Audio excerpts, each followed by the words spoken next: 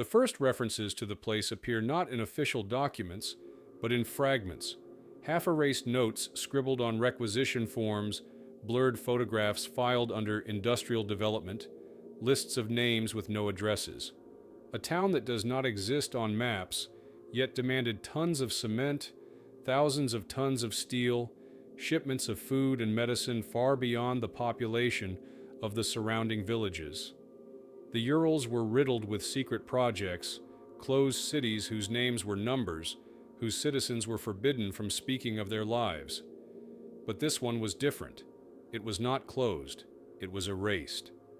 Construction began in the late 1940s, when Stalin's paranoia bled into every valley of the mountains. Officially, the site was a mining settlement. Unofficially, Gulag prisoners were marched into the forest and never marched out again. Survivors of those labor details later whispered that they built not only barracks, but vast underground halls carved into the mountain itself. Some claimed they were told they were building a reactor. Others said they dug chambers so wide their lamps could not touch the ceiling. The guards called it Project Sever 24. The prisoners called it the Hollow City. The first inhabitants were scientists and engineers, trucked in under escort. Their families followed, rewarded with better food and apartments that never appeared in the census. Trains arrived at night, unloading crates marked with radioactive warning signs. The town itself, sturdy blocks of concrete housing, a school, a cinema, even a park, was surrounded by fences that vanished into the forest. No signposts led to it. Roads bent away as if the landscape itself resisted pointing the way. By the mid-1950s, rumors spread through nearby villages. Hunters who strayed too far east spoke of lights glowing in the mountains, brighter than any factory, humming faintly as if the earth itself breathed. Locals were warned to keep away, but sometimes the wind carried strange sounds, metallic clanging, voices shouting orders, and once, according to one shepherd, the echo of an alarm siren that rolled across the hills for hours before cutting to silence. When villagers asked what lay beyond, officials told them simply, swamp, dangerous ground, nothing there. Yet the people knew something was wrong. Cattle sickened after grazing near streams that ran down from the restricted valleys. Children developed rashes that did not heal. At night, some swore they saw smoke rising, though no fires were visible. One old woman recalled that her brother, a railway worker, admitted he had once delivered wagons full of lead shielding to the site. He never returned from his next shift. His name was erased from the rail roster. In Moscow, reports circulated only among the highest circles. A declassified KGB memo from 1959, heavily redacted, notes irregular incidents at Sever 24. Civilian staff reporting psychological disturbance. Some claim auditory phenomena, whispering voices near ventilation shafts. The note ends with a chilling instruction: continue monitoring, suppress folklore. By the 1960s, the city reached its peak. Thousands lived behind its fences. Children attended schools that taught them to never speak of where they lived, not even to distant relatives. Letters were censored, postmarks scrubbed, visitors could not enter without clearance stamped at multiple levels. To the outside world, the residents did not exist. Then, sometime in the early 1970s, the records stop. Food requisitions vanish. Supply orders end abruptly. The city ceases to appear in correspondence. Maps that once bore its faint outline show only blank forest. When researchers decades later examined satellite photographs, they found scars where streets should have been, rectangles of darker soil, foundations choked by birch trees growing too fast, as if forced upward by something beneath.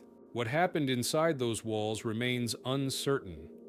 Some defectors claimed there had been an accident, an explosion in the underground halls, radiation that poisoned the air and forced the evacuation.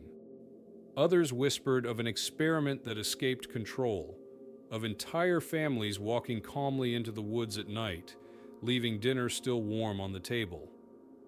One former officer, drunk in a Sverdlovsk bar in 1983, told companions that his regiment had been ordered to sterilize the city, though he refused to say what that meant.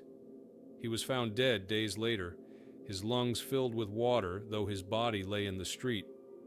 Today, official histories make no mention of Savor 24. The archives yield only fragments, censored pages, missing names, yet villagers still speak of it in hushed tones.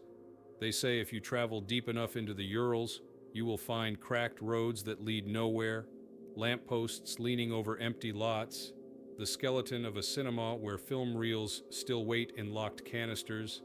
At night, the wind carries the echo of a loudspeaker, Soviet anthems playing for citizens who no longer exist. The question remains unanswered. Did the Soviet Union erase a whole city to cover its mistakes? Or is the erasure itself the cover, a story to shield us from something darker, that a place built to listen, to build, or to contain finally became something else? The last fragment in the archive is a handwritten note, unsigned, found in the margins of a requisition form. The city is not gone. It waits. Do not follow the lights. The first signs of unease emerged in the 1950s, when the city had barely finished growing out of the mud and concrete poured by prisoners' hands. Officially, it was thriving, new apartment blocks rising, a school built with polished floors, a cinema where carefully selected films were screened weeks after Moscow premieres. Children played in the courtyards under the watch of guards who pretended not to be guards. Yet buried in internal reports are troubling details. A supply officer wrote of entire shipments of food spoiling within days, though the warehouses were properly sealed. Doctors noted strange illnesses, fatigue, sudden bleeding gums, persistent headaches, among workers who spent too long underground. Their diagnoses were censored, their files marked industrial secrecy. Prisoners brought in for construction whispered that the air below was wrong. Men who labored in the deepest tunnels complained of a constant ringing in their ears. Some tore rags from their uniforms to plug them, but still they heard it. Guards dismissed the claims, but two separate Gulag survivors who escaped years later both described the same thing. The stone itself hummed. At night, it grew louder. Neither man lived long after telling their story. One was found drowned in a shallow creek. The other simply vanished. Locals living outside the fences also began to notice changes. Rivers ran strangely warm, even in winter, steaming through sheets of ice. Fishermen caught deformed pike with twisted jaws and translucent scales. Hunters spoke of reindeer avoiding the valleys near the city, refusing to graze though the grass grew thick. An old man in a nearby village said the birds had gone silent. "They don't sing there anymore," he muttered, as if they know. His words were never recorded officially, but appear in the diary of a KGB field officer who called the account nonsense, though he underlined the phrase twice. In 1957, a fire broke out in one of the residential blocks. The official story claimed a faulty stove. Yet testimonies from former residents suggest something stranger. They swore the flames burned blue, rising in columns that did not spread but reached upward like searchlights. Families evacuated calmly, but several refused to leave their apartments at all. One woman, clutching her children, said that voices from the walls told her to stay. Soldiers dragged her out. She was never seen again. KGB memoranda from that year reveal panic beneath the surface. One document, partially declassified in the 1990s, speaks of increasing psychological disturbances among inhabitants and incidents of mass hallucination. It notes that school children reported hearing voices from loudspeakers that were turned off. Others drew pictures of glowing halls underground, though none had ever entered the restricted facilities. Parents who questioned their children too closely were warned for spreading destabilizing rumors. The same memorandum mentions an accident, though the description is vague, more censorship than explanation. It refers only to breach in containment and 37 fatalities, with an order to erase the event from all civilian records. Villagers nearby remember the night differently. They describe a rolling boom that echoed across the mountains, followed by hours of silence. One shepherd claimed he saw a column of smoke rising not from chimneys, but straight from the ground, black against the aurora. When asked years later what it smelled like, he answered without hesitation, "It smelled like metal and wet earth, like something was opened." After the fire and the accident, the fences grew taller. Trains ran only at night.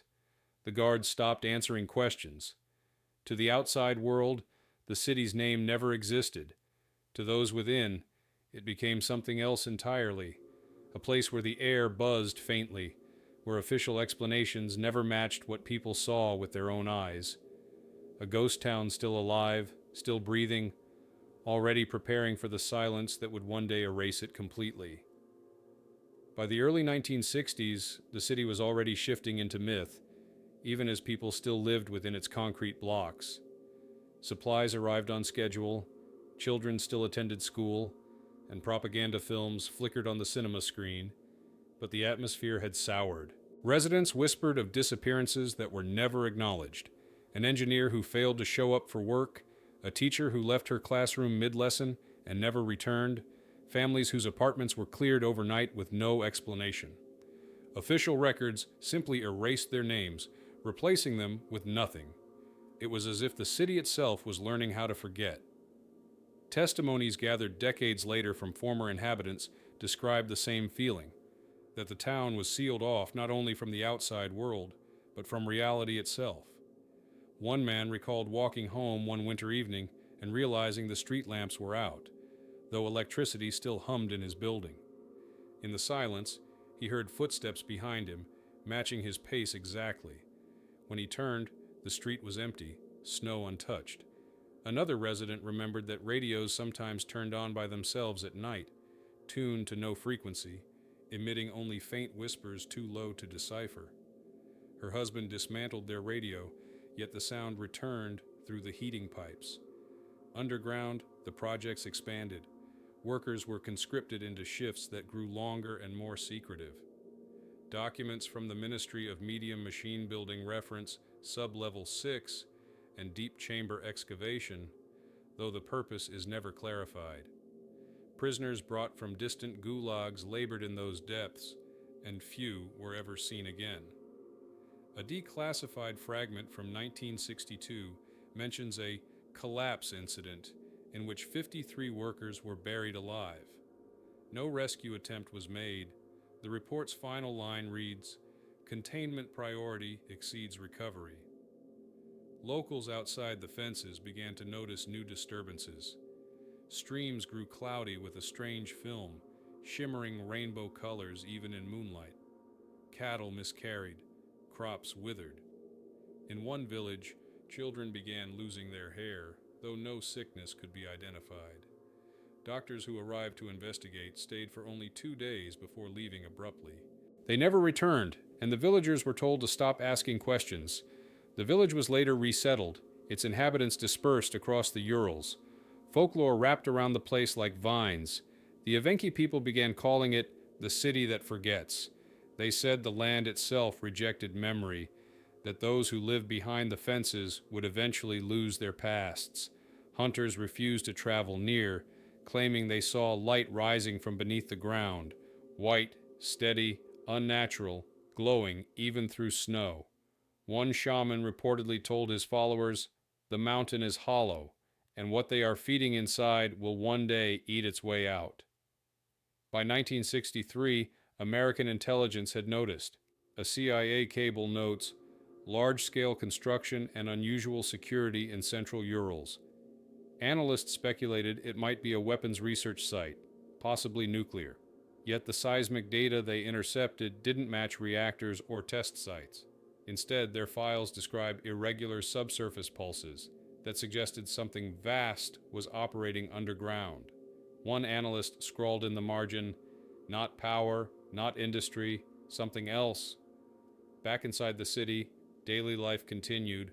On the surface, residents went to work, queued for bread, celebrated state holidays, but the sense of unreality deepened. Letters sent to relatives often disappeared in transit. Birth certificates bore no location, only Ural district. Some families who attempted to leave found themselves denied travel permits without explanation. Those who persisted were accused of anti-Soviet agitation. A few managed to flee, but their accounts were inconsistent, as if memory itself had frayed. One refugee, interviewed in Prague years later, described her childhood in the city as a film played backward, where faces blur and walls hum when you close your eyes. By the mid-1960s, the ghostly nature of the place was already cemented. Officially, it thrived. Unofficially, it existed on borrowed time. Files hint at growing instability underground, thermal irregularities, structural strain, psychological contamination among personnel. One KGB officer wrote, "The city is eating itself. If we do not erase it, it will erase us." What that meant was never clarified, but within a decade, the maps would finish the job the city had already begun, scrubbing its existence until only rumors, blurred photographs, and forbidden memories remained. By the late 1960s, the city's story had already started to fracture into two parallel realities: the official version, carefully typed and stamped in Moscow, and the shadowed one whispered by the people who lived within its fences. On paper, it was described as a closed scientific settlement, engaged in advanced metallurgy and geological research. In truth, the files that survive, snatched fragments, torn pages smuggled out before they were burned, tell of a place growing stranger with every passing year. Reports from 1967 detail a sudden spike in psychiatric cases among the population. Residents complained of voices echoing in ventilation ducts, of shadows standing in doorways that vanished when confronted. A doctor assigned to the settlement clinic wrote that multiple patients described identical dreams, descending staircases that seemed to stretch endlessly downward until they reached a hall filled with machinery that pulsed like a living organ. The report was flagged as delirium of collective nature and buried in an NKVD medical archive. Yet the doctor himself was later transferred to a psychiatric facility in Sverdlovsk. No one ever saw him again. Industrial accidents multiplied. A factory collapse in 1968 killed over 24 workers, yet no obituary notices were permitted, and their families were relocated overnight. The accident report remains heavily censored, but one surviving note reads, "Failure not structural." Walls gave way to pressure from below. Residents claimed they heard the sound of metal groaning for days before the disaster. Some swore that even after the debris was cleared, a low vibration lingered in the ground, as though the earth itself were resonating with something unseen. The people began to speak of disappearances not only in factories or tunnels, but in ordinary life. A boy walking home from school with his classmates turned a corner and never arrived. A woman hanging laundry stepped inside her apartment, left the door open, and was gone. Investigators wrote of domestic accidents, runaways, errors of record-keeping. Yet the stories converged on a chilling detail. The vanished left no trace, no footprints in the snow, no belongings disturbed. It was as if they had been lifted out of existence. Outside the fences, villagers noticed new peculiarities. The sky over the settlement glowed faintly at night, not orange like industry, but white, steady, unnatural. Rivers nearby carried a sour metallic taste. Children who swam in them returned with rashes and eyes inflamed. In one village, elders warned families not to look toward the mountains after dark. "The lights are not for us," one old man whispered. "They belong to something else." Western intelligence also deepened its scrutiny. A CIA satellite photograph from 1969, partially declassified decades later, shows a grid of streets, block housing, and several large structures at the center. Yet subsequent photographs taken only months later depict the same area blurred, obscured not by clouds, but by interference streaks, as if the emulsion itself resisted imprinting. Analysts wrote of possible Soviet camouflage measures, though one noted privately, "Never seen light distort film like this, suggest anomaly not man-made."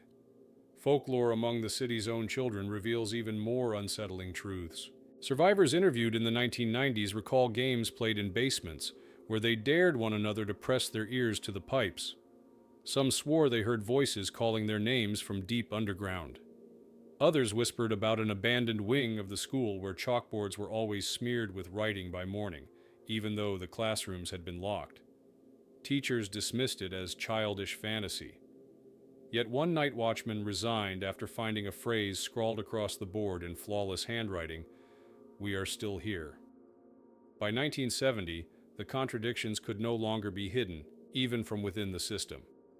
Internal memoranda refer to structural failures in containment and recommend progressive depopulation of the site. Yet families continued to live there, unaware of the decision already forming in Moscow's corridors. The city was still alive, still functioning, but its fate was sealed in the fine print of documents that none of its inhabitants were allowed to see. And so the ghosting began. Not in an instant, but in layers. Records grew sparse. Maps quietly omitted the coordinates. Letters were rerouted and returned with the stamp, "Address unknown." Entire families who asked to relocate were suddenly granted permission, only to vanish along the way. Slowly, piece by piece, the settlement was erased, not by catastrophe but by deliberate forgetting. But forgetting leaves shadows, and the shadows of that city lingered in the Urals, in the half-told stories of villagers, in the blurred satellite photographs, in the unsteady voices of those who dared to remember. Even as the official reports grew thinner, the silence grew heavier, until the absence itself became the loudest evidence that something had gone terribly wrong. What remained by the early 1970s was no longer a city in the ordinary sense. It was a place still populated, still fenced, but already drifting into unreality, a living settlement being folded out of existence by its own creators. A ghost not of ruins, but of walls still standing, streets still echoing, people still breathing, while the world beyond was instructed to believe it had never existed at all. By the early 1970s, the city was already slipping into an unnatural twilight.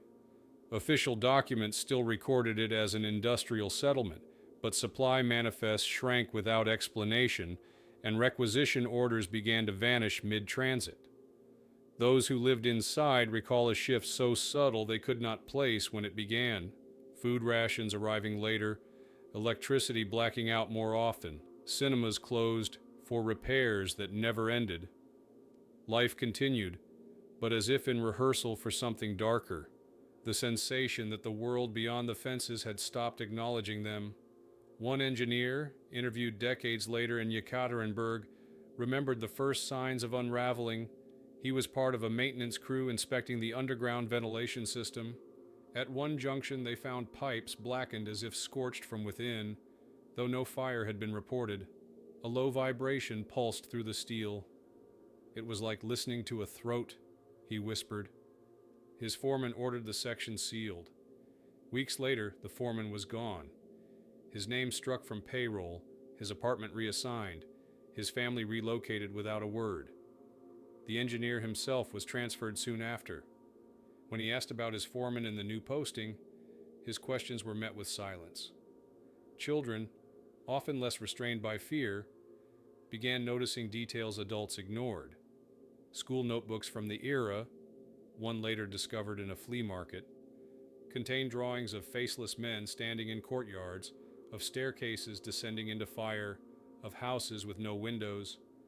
Teachers punished these sketches as anti-Soviet symbolism, but the patterns multiplied. Former classmates interviewed after the fall of the USSR remembered that at least 3 students simply stopped coming to school, their desks cleared overnight. Their names were never spoken again, as if even memory itself had been instructed to remain silent. Meanwhile, accidents multiplied. A tram derailed in the center of the settlement in 1972, killing dozens. The official explanation cited brake failure, yet residents remembered differently. They swore the tram had moved with impossible speed as if propelled by something unseen. Witnesses claimed its windows glowed with a pale light before the crash. When investigators arrived, they sealed off the wreckage and forbade photographs. Within days, the site was cleared and rebuilt as if nothing had happened. Those who asked too many questions were summoned for conversations at the local administration office. Many did not return. Beyond the fences, villagers whispered of strange weather, storms that appeared only above the valley, snow falling in spirals rather than drifts, rivers freezing in jagged patterns. Hunters avoided the region altogether. A group of Evenki trackers passing nearby in 1973 reported that compasses spun uselessly and that their reindeer collapsed in the snow, refusing to rise until they turned back.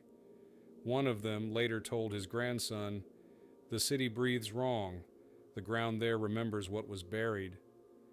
Western intelligence also sharpened its gaze. American analysts studying reconnaissance photographs noted inconsistencies, shadows of buildings that did not align with their structures, lights burning at night in empty fields. A declassified CIA memo from 1974 speculated that the Soviets were experimenting with holographic camouflage. Yet one line, unredacted, reveals their unease.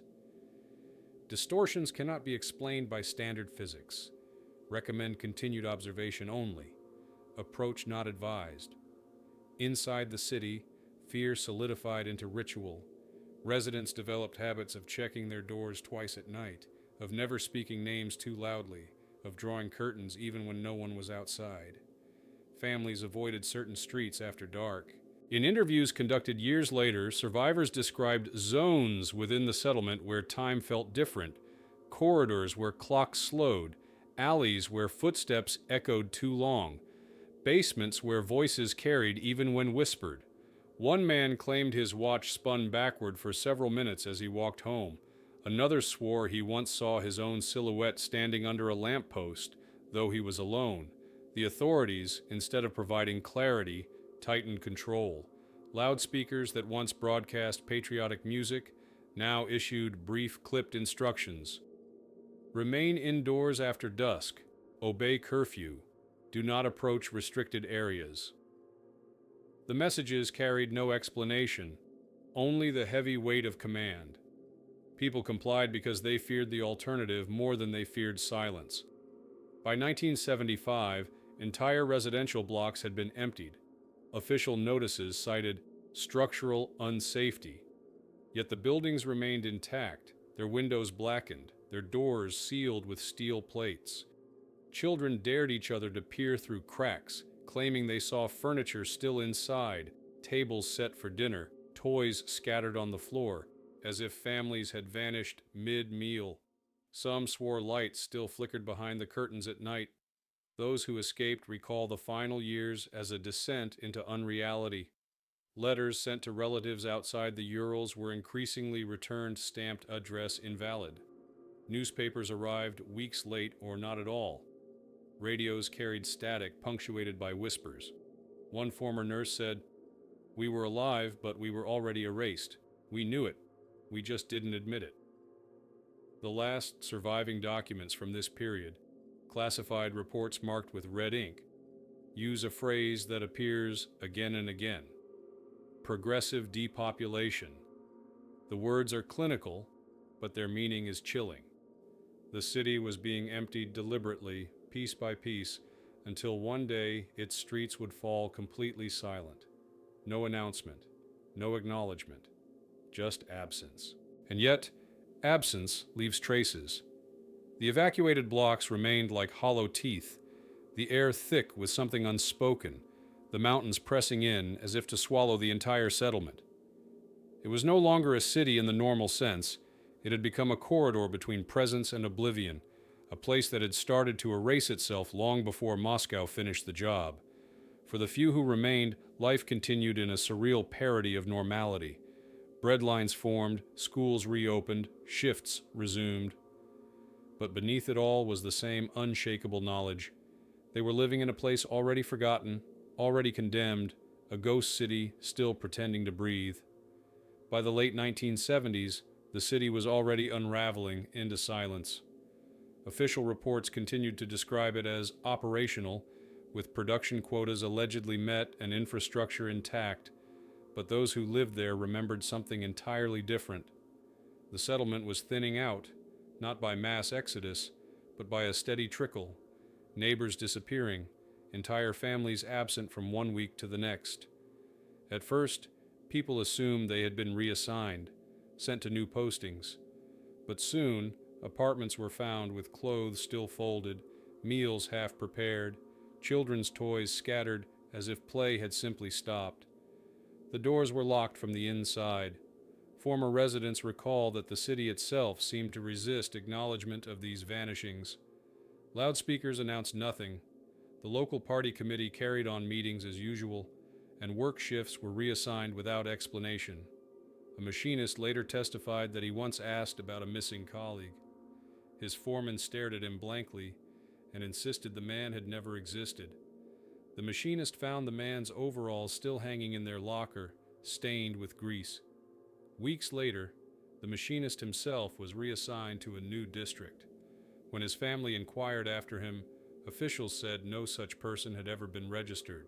Medical files from 1977, pried loose after the collapse of the USSR, reveal outbreaks of dissociative episodes among the population.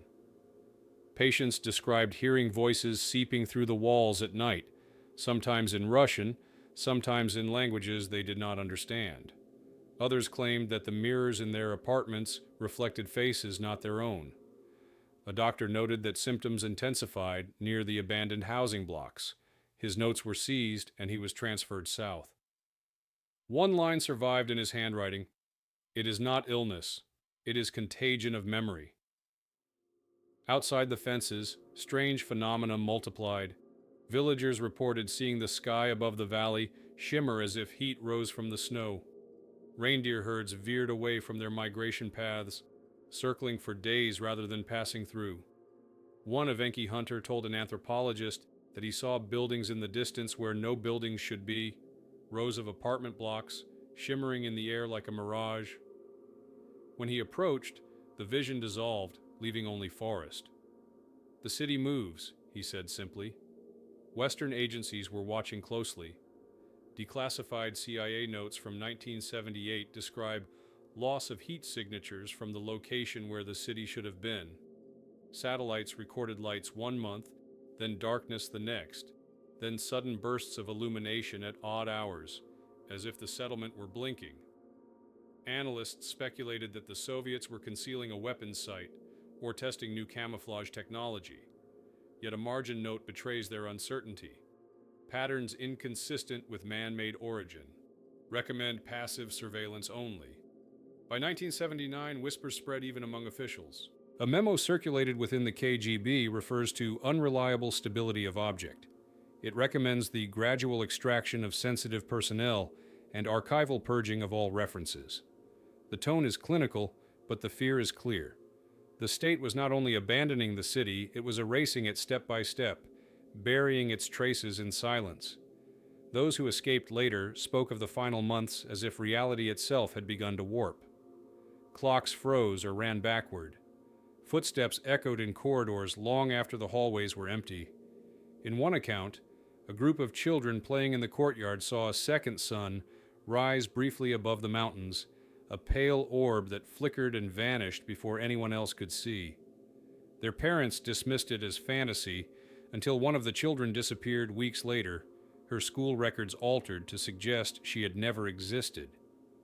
And yet, life went on in its distorted way.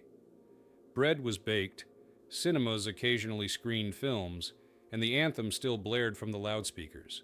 But beneath it all, the settlement was hollow, a stage set where actors played their roles while the script was quietly shredded around them. By the end of the decade, the ghost city of the Urals was no longer a community. It was a place of echoes, of locked apartments filled with dust, of roads that led nowhere, of maps with blank squares where streets had once been. Officially, it still existed. Unofficially, it had already passed into legend, alive only in the files marked classified and in the whispers of those who dared to remember what was not supposed to exist. And in those whispers, one phrase returned again and again. The city was not abandoned, it abandoned us. By the dawn of the 1980s, the ghost city had reached a stage where its own silence became louder than any siren. Those who still lived behind its fences felt as though they were actors in a play staged for no audience. Work shifts were kept, factories rumbled, children marched in parades, but the sense of reality had drained away. It was as if the city was already dead, yet we were told to keep pretending it breathed, recalled one former resident in a hushed interview decades later. Official records portray normalcy, but fragments preserved in restricted archives tell another story. In 1981, a classified KGB report mentions progressive depopulation anomalies. It notes that census figures from the settlement no longer match the number of ration cards distributed. Entire families were being counted, though neighbors swore their apartments stood empty. When auditors arrived, they found doors sealed, windows shuttered, yet electricity still flowing to those units. The report concludes with one haunting line, "Cannot confirm who receives supply." Life inside became increasingly unreal. Residents began reporting moments where time itself faltered. A nurse in the city clinic described entering a ward to find patients frozen in place, motionless, eyes blinking in unison after several seconds. A machinist claimed his shift lasted only 2 hours by the clock, though he had worked until exhaustion. He insisted the factory siren rang at the wrong times, as if announcing a schedule for someone else. Disappearances grew bolder. In 1982, an entire school class vanished during a fire drill. Teachers led the children outside. When they regrouped, one group of 30 was missing. The official explanation was miscounting, but parents were never given closure. Records of those children were erased within weeks. Yet years later, their classmates swore they still saw them in dreams, always walking in single file toward the forest, faces blank, eyes shining white. Local folklore deepened in step with the decay. Villagers miles away began to tell tales of seeing the city glow at night, though on maps it no longer existed. Some swore they heard distant singing carried on the wind, Soviet anthems sung by voices that echoed strangely as if coming from underground. Hunters said the land around the valley shifted, trees leaning away, rivers altering course, snow settling in unnatural patterns. "The earth itself avoids that place," muttered one Evenki elder. The West had not stopped watching. Declassified CIA analyses from 1983 remark on disappearing urban signatures. Satellites that once showed housing blocks now displayed only blurred outlines, like scars pressed into the land. Analysts wrote that entire neighborhoods seemed to vanish between photographic passes, replaced by forest that should not have grown so fast. One memo speculated that Moscow had demolished the settlement, but another analyst scribbled in the margin, "No debris, no ruins, just absence." Those still inside felt the weight of erasure pressing down. Letters were no longer delivered. Radio stations broadcast only static, broken by occasional fragments of distorted speech. Loudspeakers continued to function, but the messages had changed. Not patriotic slogans, but wordless tones, stretched hums that echoed through courtyards at dusk. Residents closed their windows and prayed they would stop.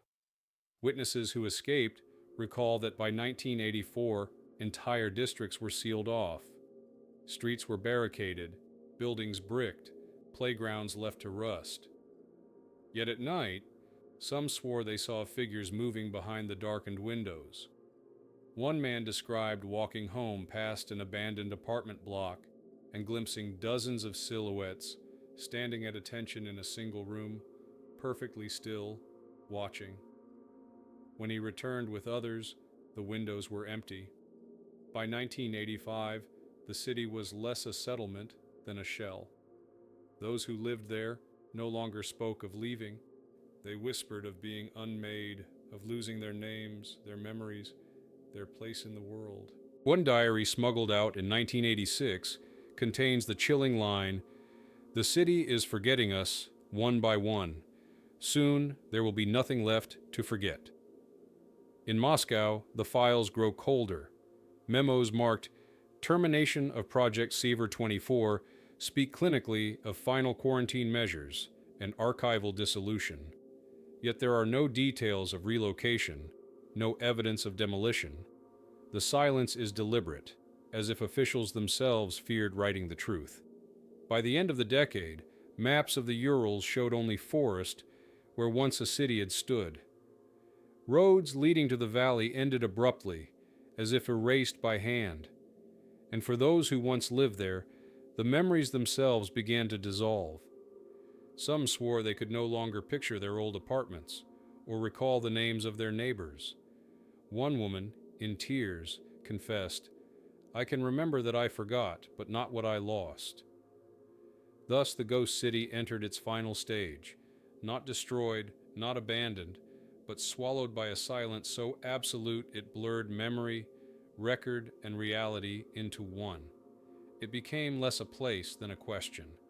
Did it ever exist at all, or had the act of erasure been so complete that even history itself had been rewritten? In the late 1980s, as the Soviet Union itself staggered toward collapse, the ghost city in the Urals reached the edge of final erasure. Officially, it had already ceased to exist. State maps marked the valley as uninhabited forest, aerial charts erased the rail spur that once supplied it, and censuses listed nothing but blank spaces where thousands had once lived. Yet inside the restricted archives, traces of the settlement continued to flicker like static. Memos stamped "Sovershенно Sekretno," fragments of reports hurriedly filed before being locked away. They read less like documents than like confessions. One surviving directive, dated 1987, warns of increasing instability in residual population.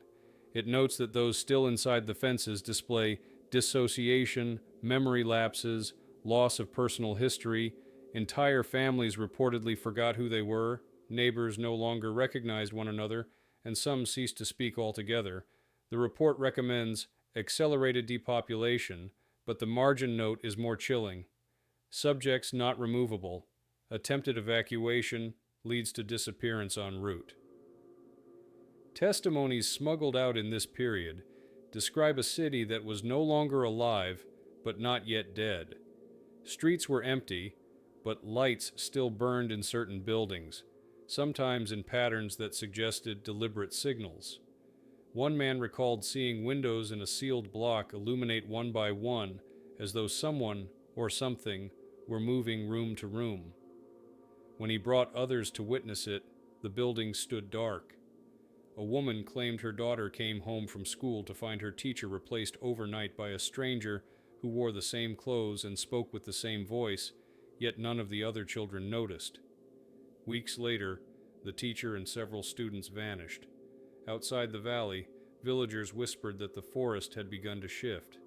Trees grew in twisted arcs, bending away from the city's direction. Hunters said the rivers nearby froze in spirals rather than straight sheets of ice. Some swore they saw whole apartment blocks shimmering in the distance like mirages, only to dissolve when approached. "The city walks now," muttered an old Evenki hunter. "It is no longer where it was." Western satellites added to the mystery. Analysts noted that the ground in the region appeared to pulse with heat signatures, faint but regular, like the heartbeat of something buried. In 1988, a CIA report described the zone as vanishing urban footprint, possible Soviet demolition. But the photographs told another story. Forest regrowth too rapid, foundations dissolving without rubble as though the structures had been absorbed. One analyst scrawled a line in the margin, left unredacted. "Cities do not rot like flesh." Inside the USSR, officials avoided the subject altogether. Glasnost brought revelations of gulags, famines, and nuclear accidents. But the ghost city never appeared in the newspapers. When asked, regional administrators shrugged and said there had never been a settlement there at all. And yet, displaced families quietly searched for their pasts. Some went back to the valley, only to find roads overgrown, fences sagging, and streets leading into nothing. One man swore he found his childhood home, but the building had no doors, only walls stretching seamless, windowless, featureless. He touched the concrete and said it felt warm. He never spoke of it again. Local folklore shifted into nightmare. The valley was now called the Hollow Place, a wound in the Urals that devoured names. Villagers told their children not to follow the lights if they saw them, not to answer if the wind called their name at night. Some even believed the collapse of the Soviet Union itself was linked, that the empire had rotted from within because it had built something it could not contain. The city ate more than its people, whispered one elder. It ate their history. By 1989, the last references in Moscow files use only one phrase: final quarantine. No details accompany it, no figures, no closure. The pages are abruptly blank, as though the state itself had chosen silence over explanation. And when the USSR dissolved 2 years later, the ghost city dissolved with it. Not just in maps, but in memory, yet even now fragments remain. Explorers in the 1990s claimed to find streets choked with birch trees, lampposts leaning over empty lots, playgrounds rusting in the snow. One group swore they heard a loudspeaker crackle faintly, playing the Soviet anthem for an audience that no longer existed. Another claimed to see children's shoes scattered in the dust of an abandoned school, though no footprints led to or from the building. The city was gone, but it was not empty. It lingered in the folds between history and myth, erased from the record, yet still breathing faintly beneath the mountains. And in the silence of the Urals, some insist you can still hear it. The low hum of a settlement that refuses to die, a ghost pressing against the edge of forgetting, waiting for someone to remember. By the early 1990s, the Soviet Union was gone, but the ghost city of the Urals refused to vanish with it. In the chaos of collapsing ministries and abandoned files, its traces slipped free for the first time in decades. Researchers combing through neglected archives stumbled across requisition lists for thousands of tons of food and coal, all sent to a settlement with no coordinates. Journalists whispered about a town that disappeared from maps, though few dared print its name. For a brief moment, it seemed the secret might surface, until those who asked too many questions began to meet the same fate as the city itself. They simply disappeared. Testimonies from the period reveal a landscape that felt infected by absence. A geologist, hired to survey mineral rights in the region in 1992, wrote that his instruments went dead when he crossed into the valley. Compasses spun, batteries drained, radios filled with a static that pulsed like breathing. At night, he swore he saw rows of buildings in the moonlight, gray blocks rising where his map showed only forest. Yet when dawn came, nothing stood there but trees. His colleagues laughed at him until one morning they found his tent collapsed and his belongings neatly packed as though he had left in a hurry. His body was never recovered. Local villagers, no longer restrained by Soviet silence, spoke openly of the valley. Some said they heard music drifting on the wind, snatches of Soviet marches or children's songs, though no one lived there anymore. Others claimed they saw columns of smoke rise at dusk, as if chimneys still burned. Hunters brought back stranger tales, of dogs refusing to cross certain ridges, of gunshots echoing from empty fields, of figures glimpsed at the tree line wearing old Soviet uniforms. "They stand and watch," one hunter muttered, "but they don't cast shadows."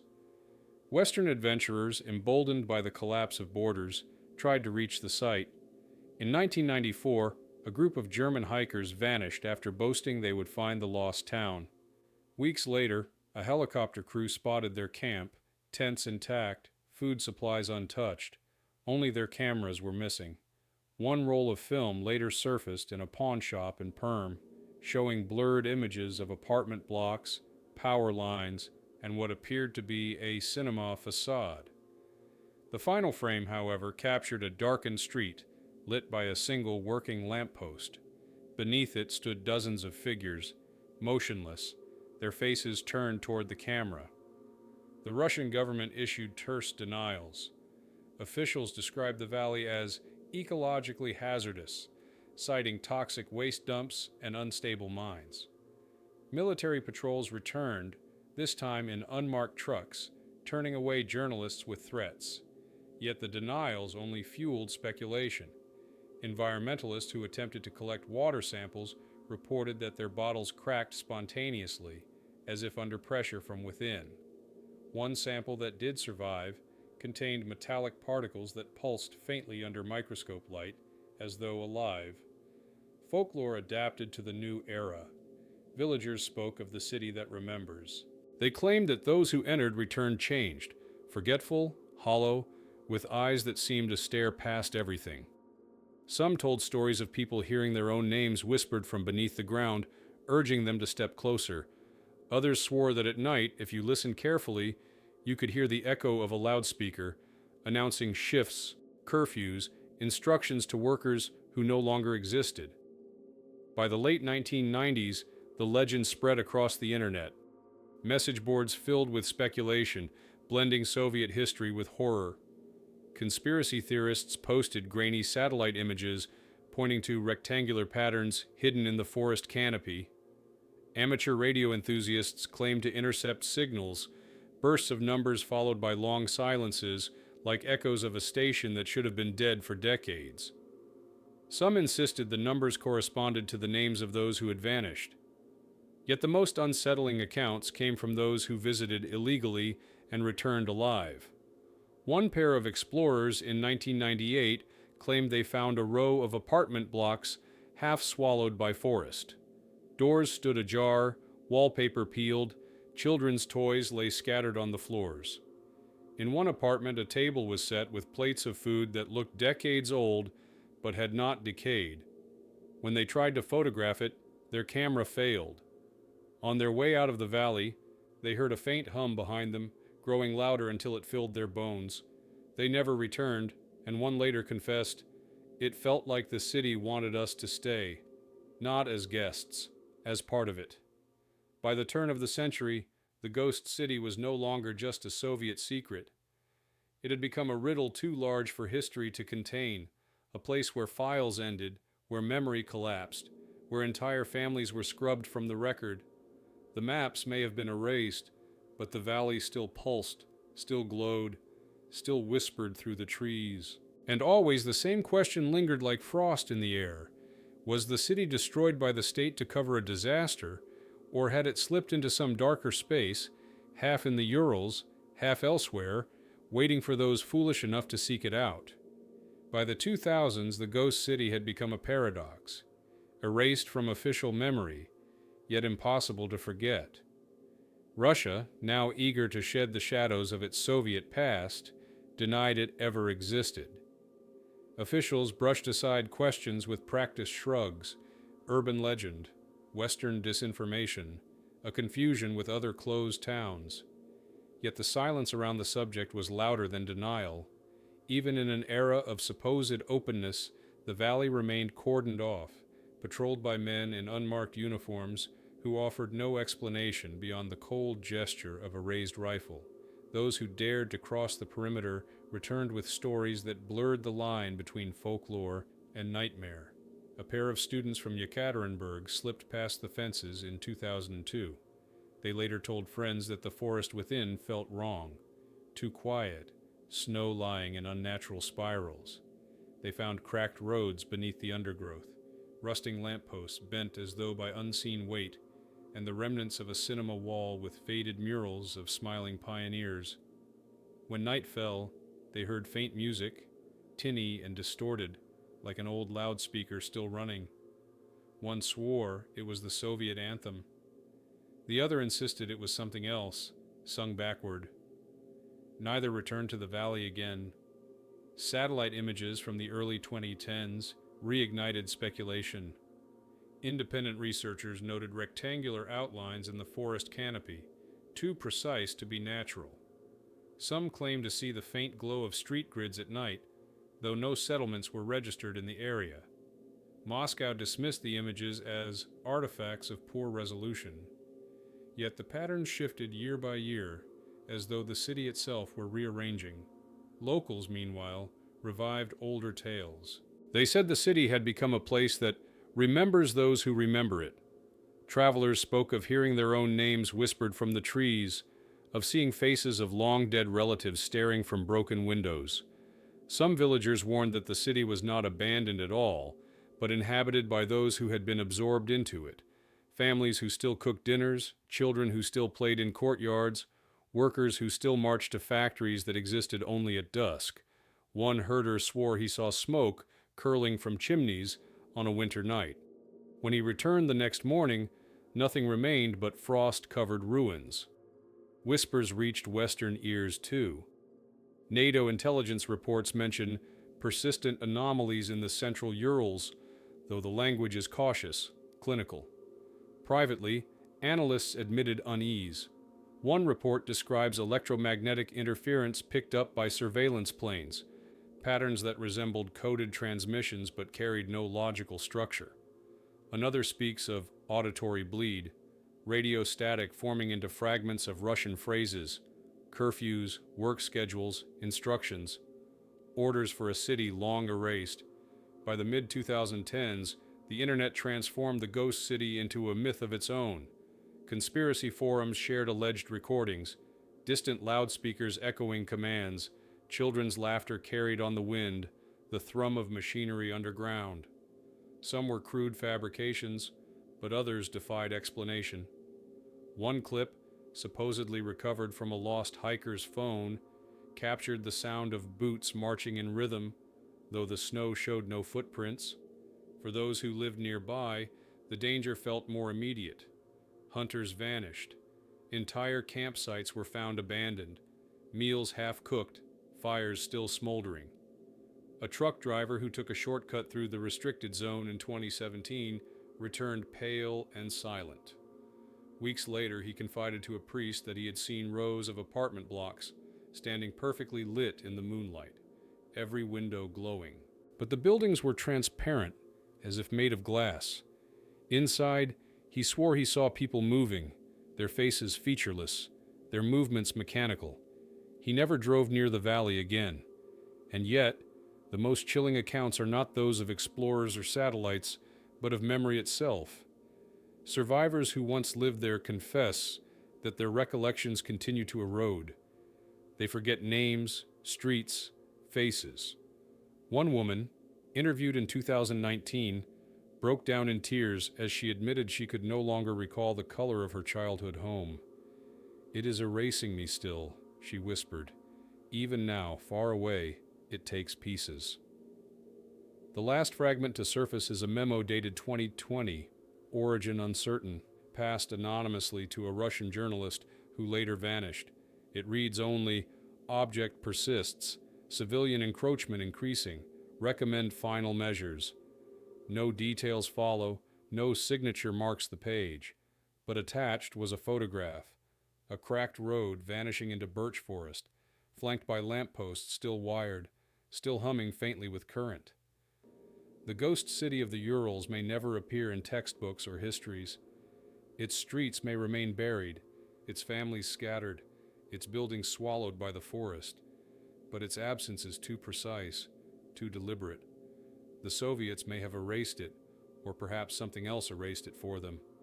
And so the question remains, whispered even now, did the Soviet Union destroy a whole city to hide its mistakes, or did it merely try to cover the fact that the city itself had crossed a threshold into something darker, an experiment that forgot it was an experiment, a community that slipped into another order of existence? No answer is written in the archives, only silence, heavier than words, stretching across the Urals. And when the wind moves through the valleys, some swear it carries faint strains of music, the sound of a loudspeaker crackling to life, calling citizens who no longer exist to a shift that never ends.